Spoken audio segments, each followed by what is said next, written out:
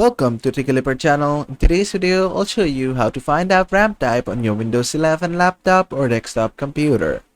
Now, at first, just go ahead and open up your browser and on Google, search for download CPU-Z or CPU-Z. Just search for this. Then just go to the first website.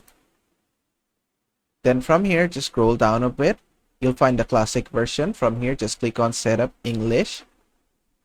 Then click on Download Now. Then just wait for the download file to be downloaded. And after that, you need to open the installation file. Just give it some time to process. And after it has been downloaded successfully, just click on Open File. You can minimize your browser now. Click on Yes if it asks for permission. Then just click on I accept the agreement. Then just click on Next. Select where you want to install the software and just click on Next. Click on Next again. Click on Create a Desktop icon if you want that, or just uncheck it if you don't want that.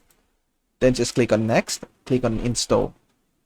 Then just wait for it to complete the installation, and you can uncheck this and click on Finish.